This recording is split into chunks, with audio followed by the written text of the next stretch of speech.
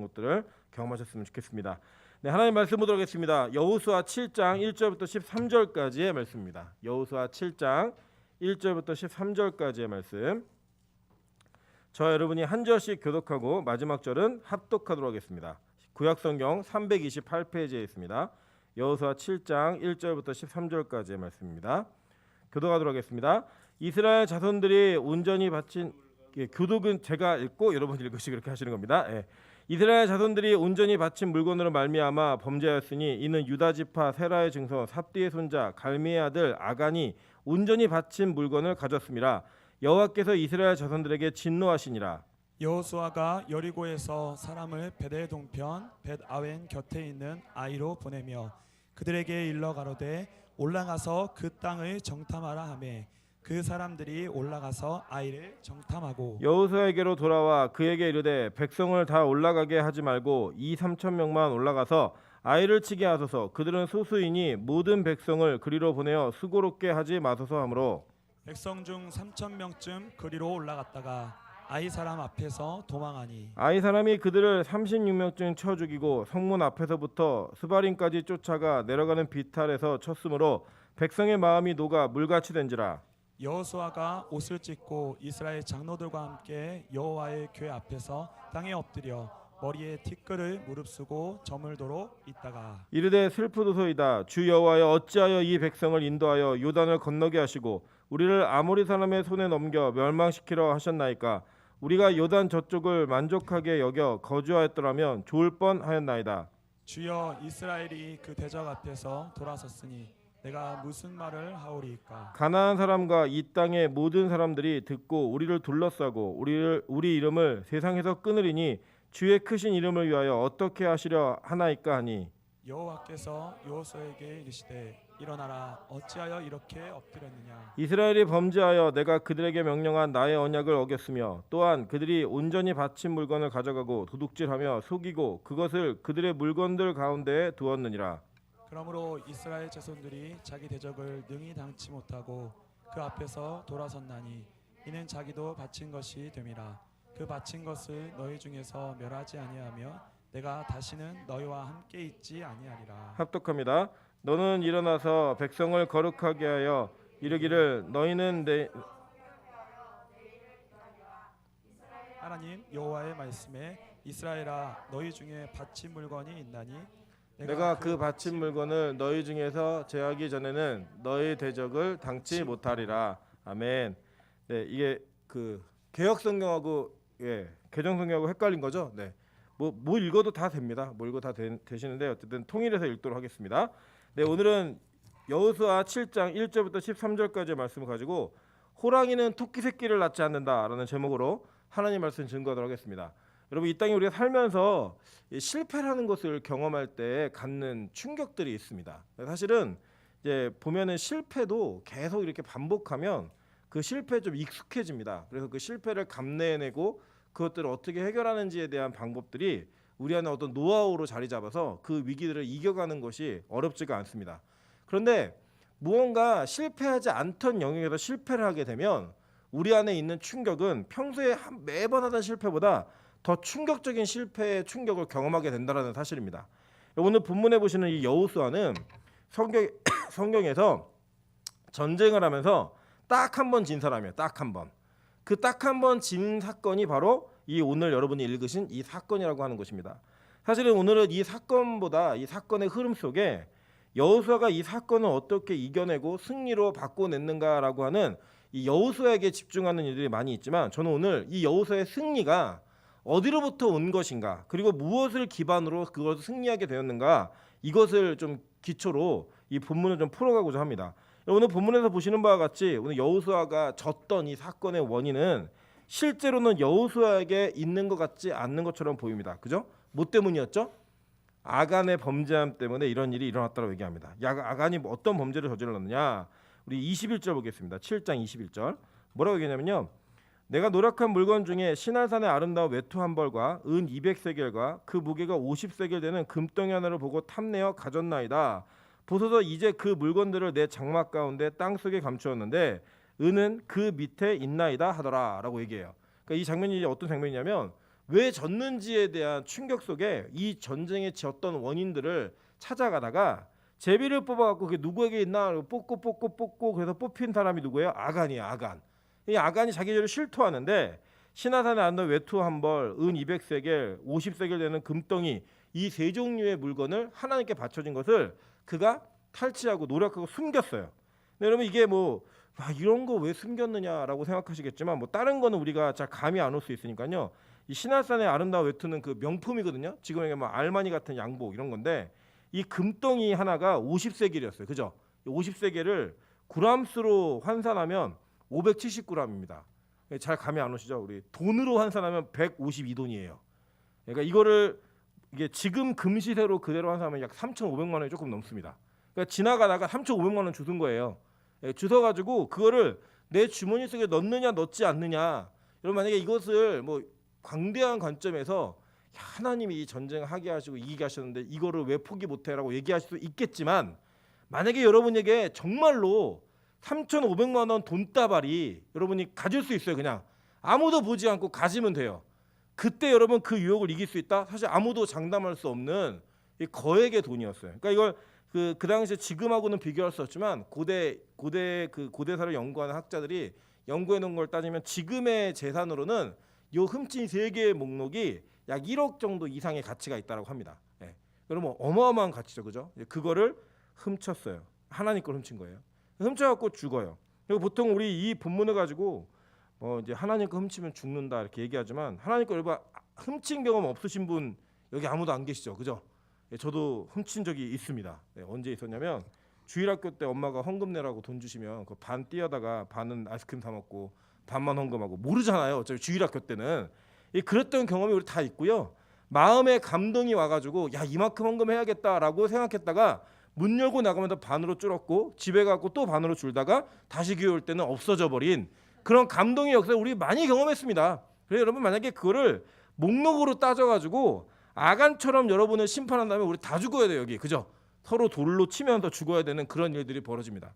실제 이 사건은 하나님께서 단순하게 그냥 하나님 거 훔치면 죽는다라고 하는 사인을 주시기 위해 얘기한 게 아니라 지금 이 하나님의 전쟁 속에 인간의 죄악이 들어오면 그 교회 공동체가 얼마나 연약해지고 그 공동체가 패배할 수 있는가를 보여주는 하나의 상징적인 사건이었어요.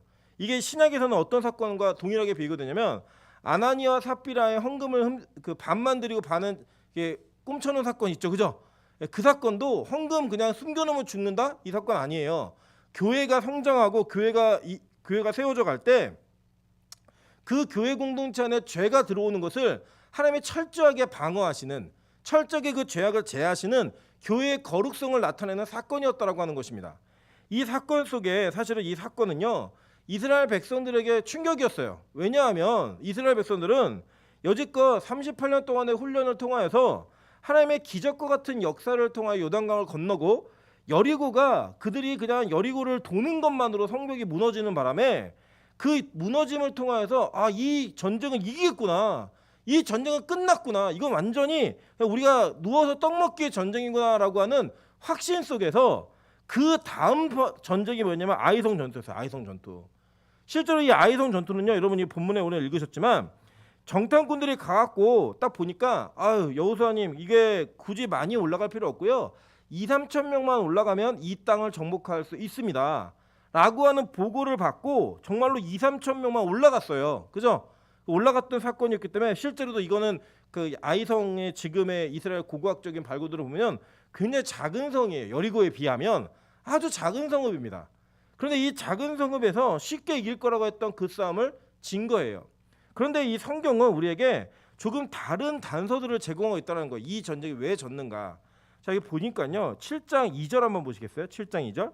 자, 7장 2절 보시면 뭐라고 했냐면 여호수아가 여리고에서 사람을 베델 동쪽 베다인 곁에 있는 아이로 보내며 그들에게 말하여 이르되 올라가서 그 땅을 정탐하라 하매 그 사람들이 올라가서 아이를 정탐하고 라고 얘기해요. 그죠? 그러니까 지금 이 전쟁의 주체가 누구였느냐. 성경이 이것을 적나라하게 우리 얘기하고 있다는 거예요. 이 전쟁을 주체적으로 한 사람이 누구냐면 바로 여호수아였다라고 성경은 얘기하고 있어요. 자, 여호수아가 이 전쟁을 8장에서 이겨버려요.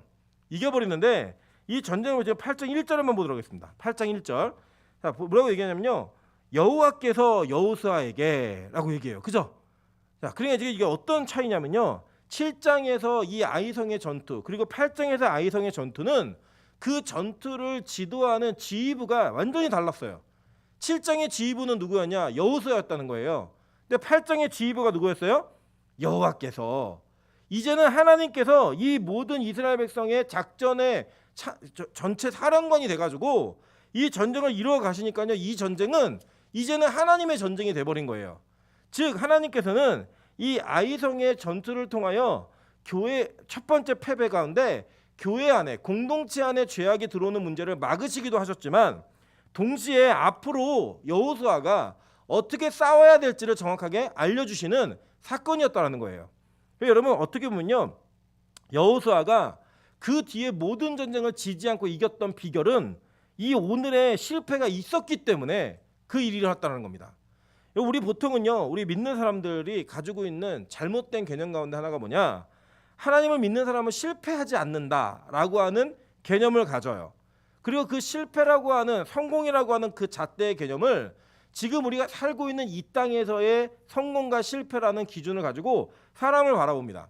그 예를 들면 뭐 사업장을 내면 사업이 잘 돼야 되고, 여러분이 어디다 투자를 하면 그 투자가 반드시 성공을 거둬야 되고, 어떤 만남을 가지면 그 만남이 반드시 결혼까지 이어져야 되고 라고 하는 것들을 우리는 성공이라는 개념으로 생각한다는 거예요. 그런데 실제로 우리 삶이 그러던가요? 아니에요, 여러분. 우리 삶 가운데는 그렇게 열심히 기도하고 그렇게 열심히 일했음에도 불구하고 때로는 내가 벌려놓은 사업이 망할 때도 있고요. 내가 열심히 다니는 직장에서 해고당할 때도 있어요. 그 내가 무언가를 열심히 준비했음에도 불구하고 안 될 때도 있고, 내가 이 남자 이 여자하고는 반드시 결혼할 거로 믿었는데 말도 안 되게 헤어지는, 그 심지어는 상대방이 잠수 타서 헤어지는 뭐 이런 불행한 일들이 벌어지는 그런 사건들의 연속을 우리 모두가 다 경험하고 있다는 거예요. 그때 우리 인생 가운데 실패라고 하는 단어를 올리면서 우리가 얘기하는 것은 뭐냐면 하나님을 원망해요. 오늘 여호수아가요 어떻게 얘기하냐면요, 7절 보세요. 이 전쟁을 지고 나서 6절부터 볼게요. 옷을 찢어요. 옷을 찢으면, 여러분 이게 옷 찢는다는 게 성경의 구약에 가끔 나오잖아요. 신약에도 그렇고. 이게 어느 개념이냐면요, 그 이 성경 사회에서 그 옷이라고 하는 재산은 지금하고의 가치하고 완전히 다릅니다. 어느 정도 달랐냐면요, 첫 번째 재산 목록이 뭐 건물이나 토지 이런 거였다면 그 당시에는 두 번째 재산 목록이 옷이었어요. 지금처럼 우리는 옷이 워낙 많으니까 뭐 우리 그 저희 아내도 보니까 막 뭐 1,000원짜리 이거 얼마인 줄 알아? 이 세트가 얼마인 줄 알았더니 막 22,000원이래요. 5,000원짜리 뭐 이렇게 살 수 있는 그런 시대를 우리가 살고 있지만, 이 당시에 옷을 가졌거나 못 가졌거나 이 차이는 어마어마한 차이입니다. 그렇기 때문에 지금으로 환산하면 이렇게 옷을 찢었다 이 개념은 자동차를 부셨다 뭐 이런 개념과 비슷한 개념인 거예요.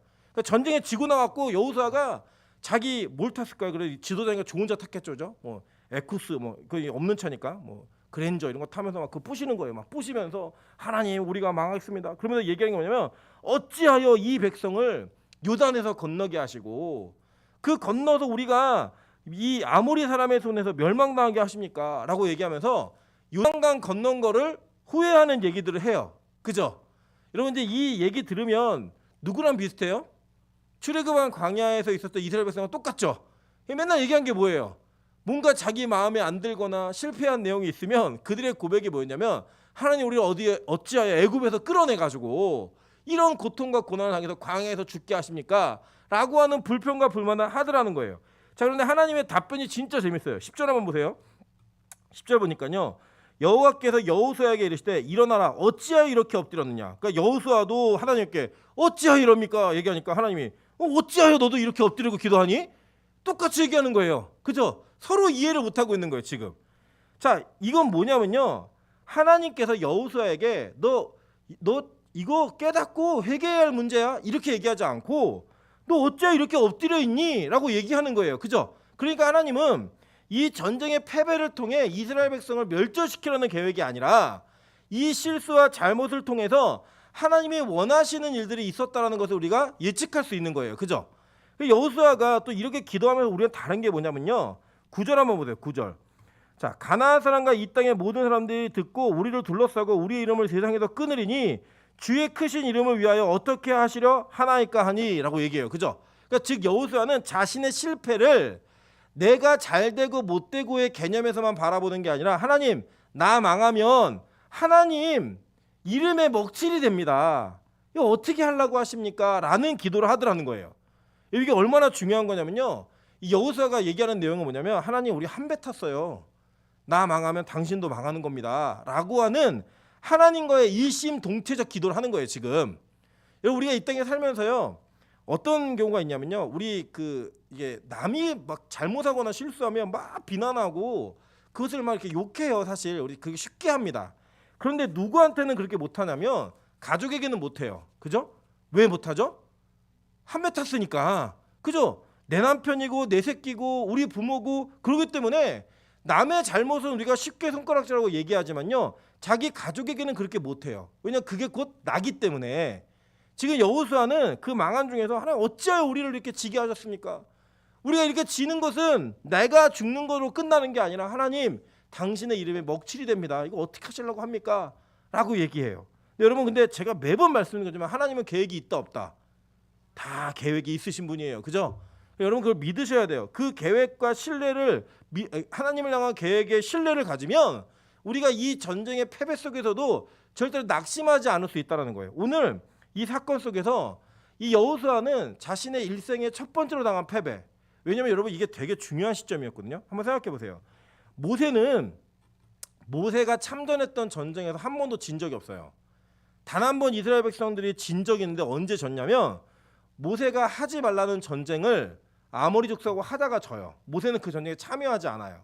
그렇기 때문에 모세에 대한 신뢰는 이스라엘 공동체 안에서 어마어마한 신뢰였습니다. 모세가 비 온다 그럼 비 오는 거고, 야 내일 해 뜬다 그럼 해 오는 거고, 해 뜨는 거고, 야 너 죽어 그럼 죽는 거고, 너 살아 그럼 사는 거였어요. 그러니까 모세에 대한 신뢰가 어마어마하게 많았는데 하나님이 모세로 하여금 요단강을 건너지 못하게 하셨죠. 그죠? 왜 못하게 하셨는가는 다음에 제가 또 다루도록 할게요. 못하게 하시고 그 리더십을 누구에게 하나님의 명령에 따라서 여호수아에게 전달한 거예요. 그 전달했기 때문에 여호수아는 앞으로 이 통치 초기에 전체를 이끄는 통치 초기에 어떻게 하나님의 역사를 이루어가느냐를 따라서 앞으로 이 백성들의 신뢰와 지지와 하나됨을 가져갈 수 있는가 없는가를 결정할 수 있는 너무나 중요한 사건이었던 거예요. 그런데 여리고는 성공적이었어요. 근데 아이성에서 실패한 거예요. 그것도 자신이 주체가 되었던 그 전쟁 속에서, 그 실패 속에서 그는 하나님의 이름과 자신을 동일하게 하면서 하나님 이거 어떻게 하시려고 합니까? 라고 얘기했더니 하나님이 이 죄악의 문제를 다루시면서 이 죄악의 문제를 너희 안에서 제하라고 하시면서 이 아간을 용서하지 않아요. 돌로 쳐서 심지어는 연좌제처럼 그 가족들을 다 같이 죽였어요. 저는 이것이 가능하다고 생각하는 건 뭐냐면 죄도 없는데 왜 죽지? 그게 아니라 대표성의 원리와 함께 가족, 여러분 한번 생각해 보세요. 아버지에게 갑자기 꽁돈 1억이 생겼다. 근데 아버지가 자녀들에게 말할까 안 할까요? 이게 계시 의존 4세기예요. 물론 말 안 할 것 같은 아버지가 계시죠. 저희 아버지는 말씀 안 하실 것 같아요. 아들아 아버지가 이만큼 있다 얘기 안 하실 것 같아요. 그런데 보통은 공돈으로 생긴 돈 그런 얘기를 하죠. 만약에 예를 들어 한번 생각해 보세요. 남편이나 부인이 복권 당첨이 되는데 몰랐다 상대방이. 그럼 이거 부부의 신뢰관계가 있는 거예요, 없는 거예요? 없는 거죠, 그죠? 제가 예전에 저희 아내가 결혼하고 나서 첫 번째 생일을 맞았을 때 제가 나름대로 열심히 용돈을 모아가지고 그 저희 아내가 준 용돈과 뭐 이렇게 생긴 돈들을 막 모아가지고 돈을 이렇게 좀 제가 생각하기엔 제 능력에서는 많은 돈을 모았어요. 그 많은 돈을 모았고 생일날 짠하고 줬어요. 저는 되게 기뻐할 줄 알았거든요. 근데 저희 아내가 그 돈을 받을 때는 살짝 웃었지만 나중에 얘기하는 게 뭐냐면 추궁을 하는 거예요. 이거 어디서 샀냐고. 그 액수가 기쁜 게 아니라 나 몰래 이 액수를 어떻게 갖고 있었지? 라고 하는 그 배신감 이게 더 커가지고 이 생일 선물이 분쟁과 분란의 여지가 있어요. 다시는 그런 걸 하지 않으려는 그런 제 확신이 또 맞았다라는 생각이 들어서 이제 다시는 하지 않으려고 합니다. 어찌 되었든 간에 우리가 그 신뢰감이 없다라고 한다면 안 되겠죠. 이 아간의 집에서는요 이거 아마 다 알았을 거예요. 왜냐면 갑자기 아버지가 없던 옷을 입고 다니고 그리고 아버지가 막 기분이 굉장히 좋아요. 여러분 생각해보세요. 1억이 생겼다. 기분 좋으실 것 같아요? 안 좋으실 것 같아요? 따기마저도 웃음이 나겠죠, 그죠? 따기를 마저도 하하하 그래 치세요. 이런 웃음이 날 거예요, 그죠? 왜냐 우리 안에 돈이 많이 생겼으니까 어마어마한 돈이 생겼으니까 아마 이 집안 사람들 다 알았을 거예요. 그 다 알았던 것을 은폐하고 같이 합심한 게 같이 죽는 근거가 되었다라는 거예요. 이 죽고 나서 사실은 이 여호수아가 자신의 옷을 찢고 회개했던 그 장면 속에 다시 돌아간 게 뭐였냐면 이 전쟁의 주도권을 하나님께 맡기는 거예요. 왜냐하면요, 여호수아가 사실은 이 사건을 통해 우리는 아간에만 집중하지만 저는 죽은 아간에게 우리가 집중할 필요 없다고 생각해요. 여러분, 하나님이 천지 만물의 주인이신 그분께서 그 몇 가지 흠칭 사건 속에 한 사람 죽인 거를 우리에게만 메시지 부각시켜갖고 너 속이면 죽어 이런 거 얘기하실 분일까요? 저는 그거 아니라고 생각해요. 이 전체 스토리는요, 아간의 스토리가 아니에요. 이 전체 스토리는 여호수아의 스토리라고요. 여호수아를 향한 하나님의 뜻과 계획이 어떻게 이루어졌는가. 그렇다고 한다면 이 사건은 여호수아로 하여금 무언가를 깨닫게 하는, 무언가를 정확하게 인식하게 하는 사건이었다는 거예요. 왜냐, 여호수아는요, 자신의 이 아간의 범죄가 다른 사람의 범죄일 거라 생각하지 않았을 것 같아요. 저는. 왜냐, 그는 이 전쟁의 주도권을 자기가 갖고 있다고 생각했거든요.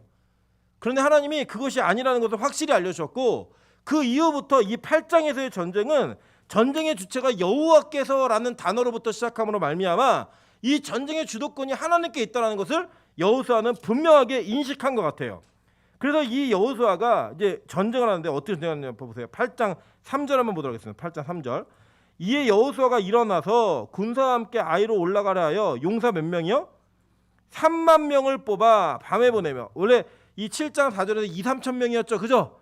여기 3만 명이면은 60만 중에 3만이면 그렇게 많은 숫자가 아닐 거라고 생각하실지 모르겠지만 이 아이라는 지역을 실제로 가보시면요, 3만 명은요 이 아이 전체를 둘러싸고도 남는 꽉 차는 맥시멈의 인원이에요.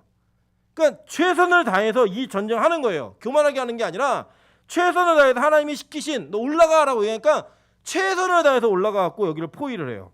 포위를 하고 이제 매복해, 그러니까 매복을 해요. 그러니까 여러분 가끔 보면은 뭐 그리스도인은 이제 절대로는 꼼수를 쓰면 안 된다라고 얘기하면서 어떤 이런 지혜로움, 이렇게 은닉하고 이렇게 하는 것들을 다 부정적으로 보시지만요, 여러분 이 여호수아의 전쟁은 보시면 다윗 때도 그랬고 하나님은요 매복을 즐겨하시는 분이에요. 숨어 있어서 그들이 괴락에 빠지게 하는. 이 전쟁을 간단하게 설명하면 이런 거예요. 딱 그 성 주변에 다 매복하고 있어요. 3만 명이. 그리고 막 싸우는 척하다가 본대가 싸우는 척하다가 지는 척하면서 막 도망가요. 그랬더니 이 아이 백성하고 이 베델 가깝거든요. 이 성읍이 두 성읍의 백성들이 우르르 몰려나왔고 야 우리 이왕 이긴 김에 다 죽이자로 막 쫓아나와요. 그랬더니 나머지 숨어있던 3만 명이 빈 성에 들어가서 불 지르고 성문을 점령하고 지키면서 딱 신호가 났을 때 도망가던 본대가 뒤돌아갖고 포위해갖고 섬멸해버립니다. 이게 전쟁이에요. 이게 그 전쟁을 하는데 이 전쟁 속에 우리가 무언가를 정확히 봐야 된다는 거예요. 자 보세요. 여기 17절 보시면 8장이에요. 아이와 베델에 이스라엘을 따라가지 아니한 자가 하나도 없으며 성문을 열어놓고 이스라엘을 추격하였더라라고 얘기하죠. 그죠? 추격을 한 거예요. 그래서 완전 이 성이 끝난 거예요. 자 그런데 18절부터 볼게요. 여호와께서 여호수아에게 이르시되 내 손에 잡은 단창을 들어 아이를 가리키라. 내가 이 성읍을 내 손에 넘겨주리라. 여호수아가 그의 손에 잡은 단창을 들어 그 성읍을 가리키니 라고 얘기해요. 그죠? 그러니까 이제 사인이 뭐였냐면 야 내가 이렇게 가다가 창을 들어서 아이성을 가리키면 다시 뒤돌아서 너희들 다 공격해. 이게 사인이었어요. 근데 이 창을 들고 나서 언제까지 창을 들었는가 보니까 26절 한번 볼게요. 26절. 여호수아 8장 26절입니다. 아이 주민들이 진멸하여 바치기까지 여호수아가 단창을 잡아둔 손을 어떻게 했대요? 거두지 아니하였고 라고 얘기해요. 근데 이 거두다라는 히브리어가 슈브라는 단어인데 돌아가다, 그러니까 이게 팔이 한번 나갔는데 이게 돌아오다, 이게 슈브라는 단어인데 돌아오지 않았다라는 거 부정이죠. 그러니까 이게 돌아오지 않고 계속 이게 들고 있었던 거예요. 자, 이 들고 있었던 이 기도의 내용, 그러니까 여호수아가 막 도망가다가 공격하고 시작해가지고 언제까지? 진멸할 때까지 계속 손을 들고 있었다는 거예요. 창을 들고. 자, 우리 출애굽기 17장 한번 보도록 하겠습니다. 출애굽기 17장 8절부터 16절 한번 우리 읽도록 하겠습니다. 다 같이 교독 한번 할까요? 교독? 뭐 시기도 분량이 좀 되니까. 자, 제가 한 절 읽고 여러분 한 절 읽고 마지막 절 같이 읽도록 하겠습니다. 그때 아말렉이 와서 이스라엘과 르비딤에서 싸우니라.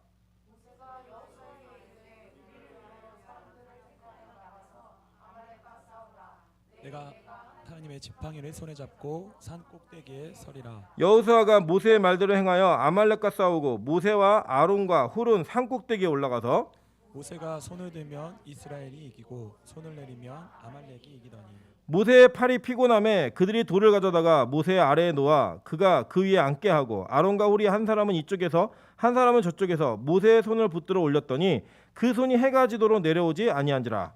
여호수아가 칼날로 아말렉과 그 백성을 쳐서 무찌르니라. 여호와께서 모세에게 이르시되 이것을 책에 기록하여 기념하게 하고 여호수아의 귀에 외워 들리라. 내가 아말렉을 없이하여 천하에서 기억도 못하게 하리라. 모세가 제단을 쌓고 그 이름을 여호와 이시라 하고 합독합니다. 이르되 여호와께서 맹세하시기를 여호수 아말렉과 더불어 대대로 싸우리라 하셨다 하였더라. 아멘. 자, 여기서 실제로 이 전쟁은 이 전쟁 약 40년 전에 있었던 전쟁을 보시면 돼요. 가나안 땅 출발해서 이게 애굽 땅 출발해서 가나안 땅 들어올 때까지 그 시간이었으니까 40년 전에 여호수아가 창을 들고 현장에서 아말렉과 싸우고 있었어요. 그죠? 그리고 그 전쟁의 주도권은 누가 갖고 있었냐면 아론과 훌과 모세가 산꼭대기에 올라가서 모세가 손을 들면 이겼고 손을 내리면 지는 것을 그는 어디서 경험했느냐? 그 싸움의 현장에서 경험한 거예요. 그러니까 내가 잘 싸운다고 이기는 게 아니라 저 산꼭대기에 있는 모세가 손을 들면 이기고 손을 내리면 지는구나. 이거를 여호수아는 자기의 피부로 느낀 거예요. 내가 뭘 열심히 하고 내가 최선을 다해 싸우고 무술을 연마해가지고 많은 사람들을 대적할 만한 무력이 있다 할지라도 위에서 기도하지 않으면 지는구나. 이걸 본 거예요. 이걸 보고 이 뒤에 전쟁을 하는데 이 전쟁의 주도권이 하나님께 있음을 그가 인정하고 난 다음에요. 그가 단창을 들은 손을 내리지 않으면서 뭐 했겠어요? 아이고 힘들어. 아이고 이거 했을까요? 그게 아니라 하나님 내가 40년 전에 내가 모세의 명령을 따라 이 전쟁을 싸울 때 손을 내리지 않는 그 모세의 손이 나의 승리를 가져왔고 그 모세의 기도가 이 전쟁을 이기게 했던 것을 기억합니다. 내가 이제 손을 들고 기도하며 이 백성들을 위해서 하나님의 전쟁을 간구할 때 하나님 이 전쟁을 끝내주십시오. 라는 그의 기도가 이 시간 멈추지 않고 나오고 있다는 거예요. 그게 바로 이 여호수아가 실패를 하게 됨으로 말미암아 이제 실패하지 않는 반드시 이길 수밖에 없는 전쟁의 비결을 다시 한번 상기한 거예요. 아 그래 맞아. 그때 우리 리더였던 나의 영적 아버지였던 모세가 기도하니까 이겼지. 그때 우리 전체 공동체 안에 잘 싸워서 이긴 게 아니라 그 기도가 있을 때 이겼지라고 하는 정말 전쟁의 최전선이 어디에 있는가 그것을 모세는 정확하게 읽어낸 거예요.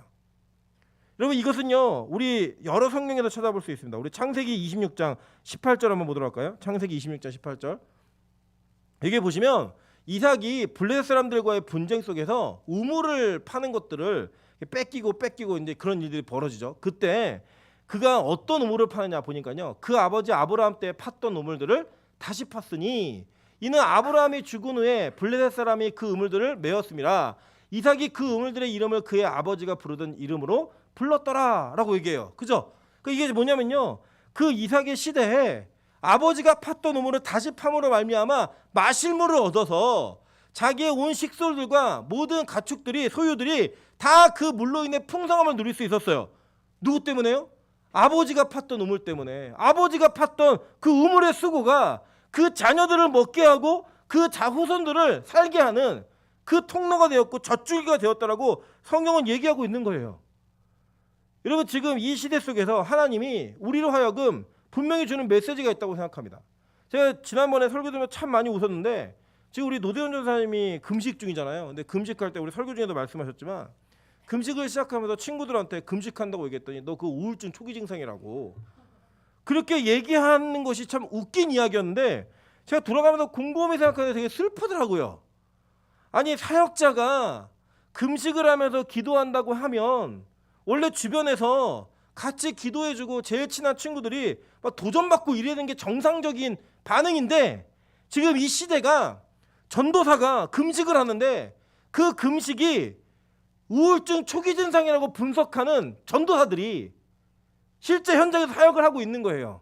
그래서 우리 이강사한테 물어봤어요. 신대원에서 그 요새 산기도 하는 사람도 있냐고 주여 삼창 제대로 해본 적 있냐 그랬더니 이 선생님이 말씀하신 데 충격적이었어요. 뭐냐면 기숙사 배치를 받을 때 산에서 밤마다 기도를 하면 주여 주여 하면서 기도를 하니까 그 소리가 잘 들리는 그 영역이 있어요. 영역이. 근데 그 영역을 뽑히면 신학생들 전도사들이 뭐라면 재수 온 붙었다고, 이번 학기 망쳤다고 얘기를 한다는 거예요. 그렇게. 우리 이 자리에 우리 아영자매가 소리 질러갖고 옆에 쫓아오고 막 이러거든요. 그거는 우리가 잘못한 거죠. 사실 여기 같이 있어요. 왜냐면 전부 다 안 믿는 분들이니까. 그런데 가장 부르짖어야 되는 그 기도의 현장 속에 있는 사역자들이 기도하는 사람에 대한 마음과 태도, 그것을 대하는 거 해석하는 것이 무엇이냐면 너 우울증이야. 야 재수 온 붙은 자리야. 이렇게 얘기하는 게 지금 한국교회 현실이라는 거예요.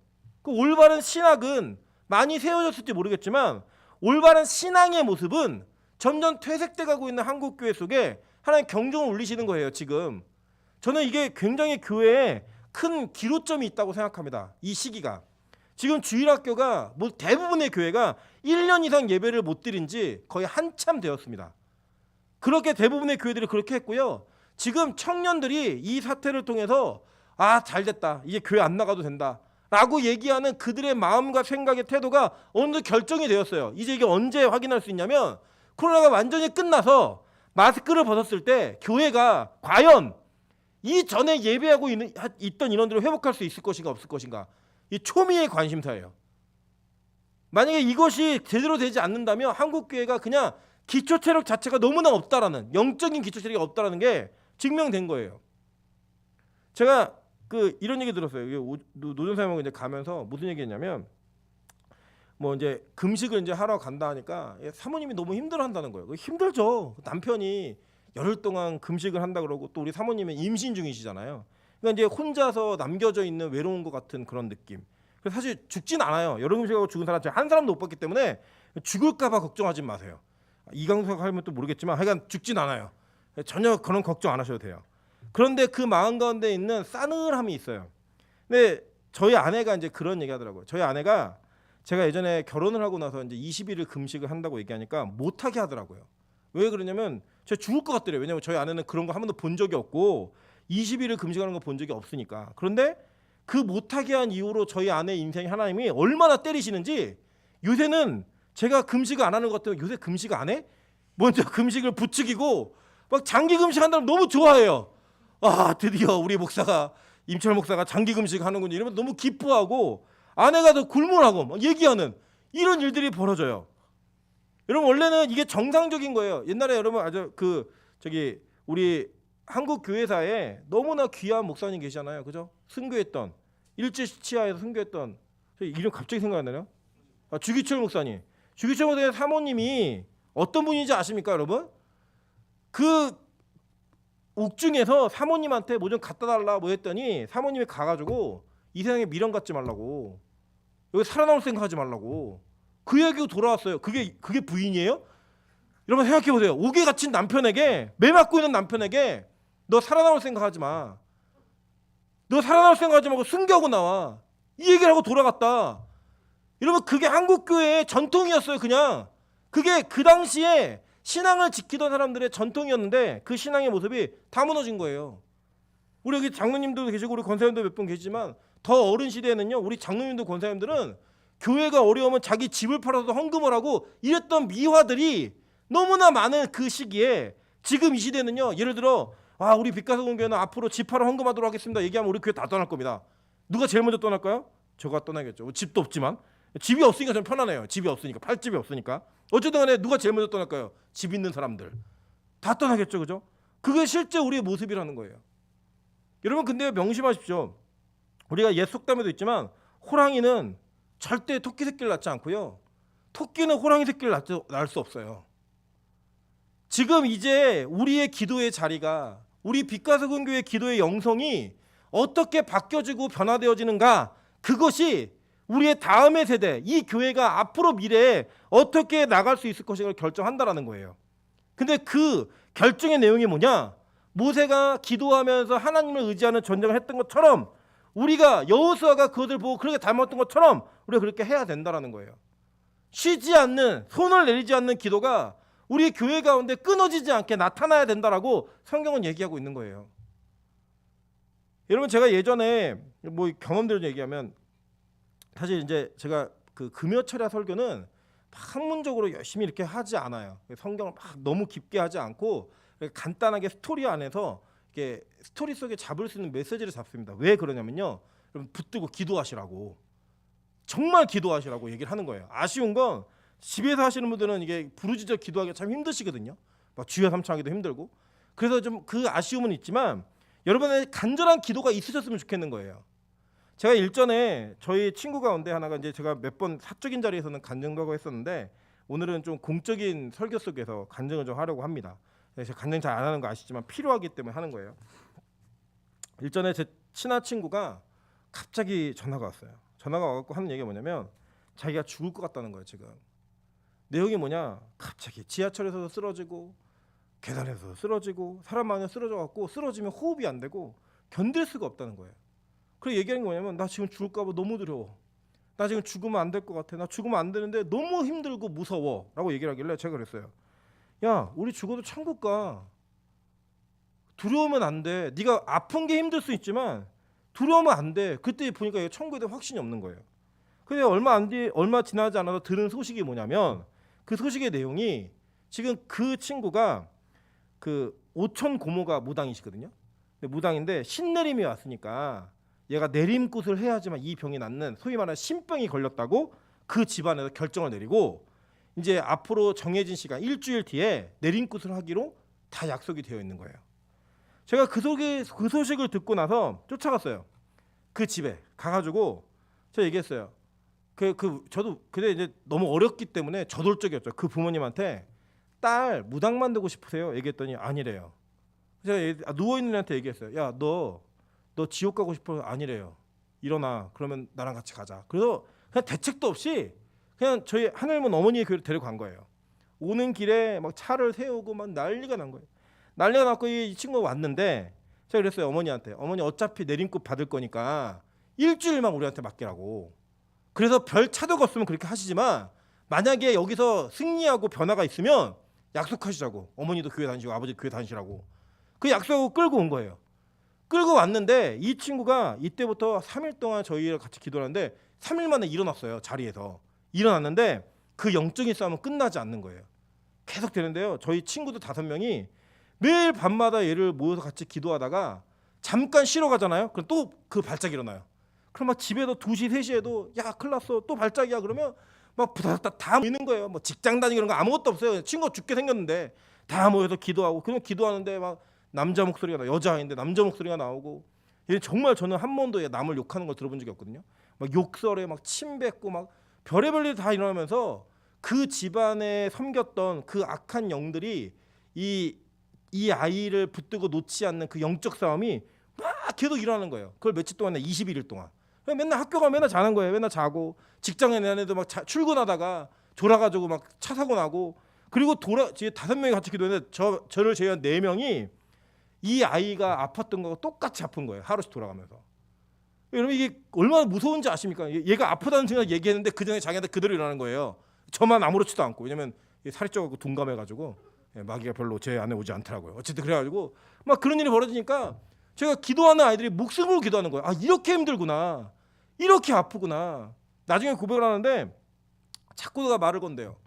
말을 걸고 대화를 하면서 뭐 너 참 사랑한다 얘기하면 야 저 거짓말이다 다 알려주고 오늘 점심 반찬 뭐야 알려주면 가서 지금 보면 점심 반찬 그대로 그 얘기해준 대로 나오고 막 이런 일이 자기는 벌어지니까 자기도 힘든 거예요. 그 힘든 싸움을 하는데 하나님이 그 아이의 영적인 회복을 미리 보여주셨어요. 3일 만에 이렇게 회복될 거라고. 그런데 그 현장에서 그 싸움을 싸우게 하시는데 저희가 그때는 어떤 거냐면 다 그 아이에게만 집중되어 있는 거예요. 아무것도 없이. 일 터졌어. 우르르 모이고. 큰일 났어. 그러면 뭐 자다가도 벌떡벌떡 다 모이고. 그 모여갖고 쉬지 않고 기도하게 하시는 훈련을 하게 하심으로 말미암아 하나님의 그 영적인 승리를 맛보게 하시는데 그 안에 믿음과 확신이 생기는 거예요. 뭐냐? 야 기도하면 이길 수 있구나. 기도하면 승리할 수 있구나. 그 승리의 경험이 막 생기니까요. 그 이후에는 어떤 악한 영을 대면해도 두렵지가 않은 거예요. 무섭지가 않은 거예요. 왜요? 반드시 이길 거니까. 반드시 승리하니까. 그런데 거기서 하나님 가르쳐 주신 게 있어요. 뭐냐? 영원 사랑하는 게 뭔지를 가르쳐 주신 거예요. 자고 있다가도 일을 하다가도 하나님이 원하시면 싸움을 할 때가 되면 언제든지 벌떡벌떡 일어나서 모여서 기도하는 것이 영혼 사랑하는 거다라고 얘기하면서 정말 친한 친구에게 일어났던 그 사건을 통해 하나님은 하나님의 일들을 이루어 가셨어요. 결론, 그 친구가 지금 하늘문에서 찬양을 서포트하고 있는 이명숙 전도사예요. 그 집안의 그 영적 싸움을 계속하는 것이 너무나 외로워 보여갖고 원래 사회에 있었으면 시집가기 힘들었거든요. 근데 여러분 그렇게 열심히 영적 싸움 하니까 정말 좋은 청년 하나가 내가 저 싸움 같이 싸워주고 싶다고 그리고 결혼을 했어요. 그래서 아이를 낳아서 명찬이를 낳아갖고 명찬이가 열심히 영빨을 부르며 찬양을 하고 있는 그 은혜가 벌어진 거예요. 여러분 우리 자매들도 기도하세요. 하나님 나에게도 그런 비슷한 일이 벌어져가지고 같이 영적 싸움 할 수 있는, 그렇게 하지 마요. 아우 힘들어요. 그런데 저는요 우리 교회에도 그런 비슷한 일이라도 일어났으면 좋겠어요. 이유가 뭐냐? 기도하면 이길 수 있구나. 다 여기서 실패한 사람 아무도 없어요. 다 성공했어요. 다 성공함으로 말미암아 하나님이 뜻하신 계획이 뭔지 우리가 본 거예요. 그걸 경험한 거예요. 그래서 그 영적 싸움의 현장이 기도해야만 승리할 수 있다는 그 경험이 생기고 나니까요. 기도해야 된다. 기도할 수밖에 없다라고 하는 확실함이 우리 안에 증거로 나타나고 결론으로 남은 거예요. 저 우리 빛가서 공교회가 그런 일이 있었으면 좋겠습니다. 해결할 수 없는 문제, 꼭 그런 문제가 아니더라도 우리가 인간적인 능력으로는 절대 안 되는 그 문제가 우리의 기도로 말미암아 우리가 같이 기도하고 무릎 꿇음으로 말미암아 해결되어지는 은혜를 맛볼 때 이 교회는 기도해야 되는 교회구나. 이 교회는 예배해야 되는 교회구나. 이 교회는 부르짖을 수밖에 없는 교회구나 라고 하는 확신을 통해 그 다음 걸음을 나아가는 은혜가 있는 거예요. 여러분 그렇게 해야지만 우리 다음 세대들에게 그리고 우리 다다음 후손들에게 이 교회를 맡아 세워갈 후손들에게 이 영적 승리와 이 영적 유산을 남길 수 있는 그런 교회가 될 수 있다는 거예요. 여러분 꼭 자기 자녀, 핏줄의 자녀, 혈육의 자녀를 얘기하는 게 아니에요. 교회 공동체는 우리가 한 그리스도 중심으로 우리는 다 모두 그분을 머리로 한 지체이고 가족입니다.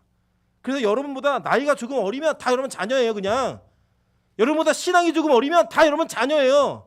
그런 영적 자녀들에게 남길 수 있는 유산이 뭐냐? 기도하는 거예요.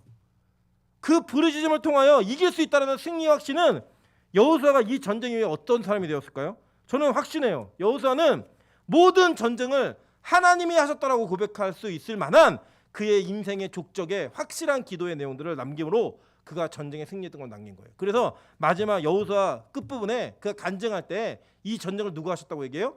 하나님께서 하셨다라고 얘기하는 거예요.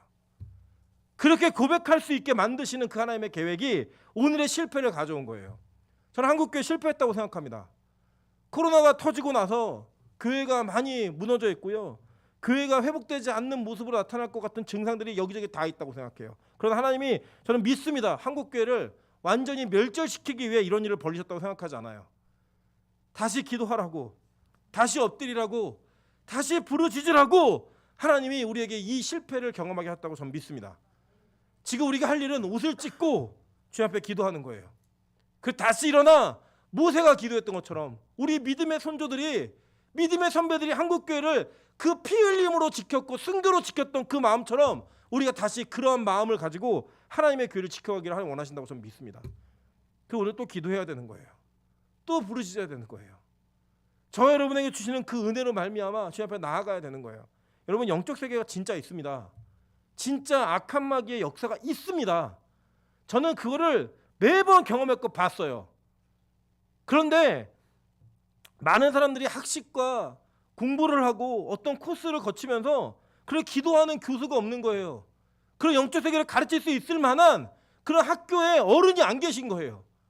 그러니까 책 보고 연구해서 공부하는 것 가지고 목회를 할 수 있게 만들어주니까 기도의 현장에 영적인 어려움이 있는 사람들을 해결할 수 있는 능력이 없는 거예요. 이제 여러분 아이들이요 정말 많이 배웁니다. 제가 우리 이번에 저희 찬수가 뭐 공부를 좀 시켜야 되겠다 싶어가지고 오늘 학습지 하나를 가져왔는데요. 제가 깜짝 놀랐어요. 그 학습지 안에 이 기계 안에요 영어, 수학, 과학, 상식 모든 거를 손가락만 누르면 다 볼 수 있는 그런 교육 시스템이 있고요. 보면은 저희가 어렸을 때는 접하지도 못했던 정보들을 그냥 무수하게 많이 접해요. 그리고 접하는 그 아이들에게 복음이 학문으로 들어갈 수 있다고 여러분 믿으십니까? 저는 절대 불가능하다고 확신했어요. 그 아이의 교육 시스템을 보면서 이거 불가능하다 확신했어요. 이제 할 수 있는 다 하나예요. 그 영적인 문제를 해결할 수 있는 유일한 방법, 교회가 이 세상에 해결해줄 수 없는 문제를 해결하는 공동체가 되어야 되는 거예요. 여러분 실제로요, 이 고통을 경험하는 친구들을 보면요 되게 안쓰러워요. 여기 우리 아영자매 여기 있지만 우리 뭐 기도는 공개적으로 얘기하는 거니까 비슷한 현상들이 있어서 기도의 자리에 있어요. 정말 기도할 때 보면요 정말 야 저렇게까지 기도해야 되냐 싶을 정도로 막 부르짖으며 기도해요. 저는요 그 기도하는 게 하나도 싫지 않아요. 옆집 사람이 자꾸 뭐라 그래서 그런 거지 싫진 않아요. 왜 싫지 않냐고요? 그 고통 여러분 모르시잖아요. 그 고통을 알지 못하잖아요. 거기에 잡히고 싶지 않은 그 간절한 몸부림 우리 모르잖아요. 우리가 해결해 줄 수도 없으면서 이게 기도하는 사람들 말리는 그런 교회가 돼버린 너무나 이 폐역하고 이 영적인 능력이 사라진 교회 속에 저는 빛가서군 교회가 다시 그 영적 능력을 회복하는 선봉에 서는 교회가 되기를 주님의 이름으로 축원합니다. 정말 축원합니다. 진짜 이 교회는 그렇게 되지 않으면 살 수 없어요. 그렇게 돼야만 됩니다. 그래서 어느 장로님, 어느 권사님, 어느 교육자 얘기하면 아, 저 사람 정말 기도의 사람이야. 저 사람 진짜 기도하는 사람이야. 빛과 소금 교회, 지 교회는 정말 기도하는 교회야. 예전에 우리 믿음의 선조들이 갔던 영성을 그대로 있는 아버지가 팠던 우물을 그대로 가지고 있는 교회야. 모세의 기도가 살아있는 그런 교회야. 라고 하는 그런 기도의 회복을 이루셔야 된다는 거예요. 우리 권사님들도 우리 집사님들 자녀들 가운데 아직 엄마 아빠의 믿음을 못 쫓아오고 있는 자녀들 눈에 보이시잖아요. 그게요 안 달라진다니까요. 기도하지 않으면 안 변한다니까요. 언제까지 그냥 두실 건데요? 언제까지? 이제는 우리가 기도해야 될 때입니다. 하나님, 우리가 잘못해서 우리가 우리 마음대로 살아서 우리가 우리 마음대로 해결하고 결정해서 하나님 우리 후대들을 다 망쳤고 교회를 망쳐놨습니다.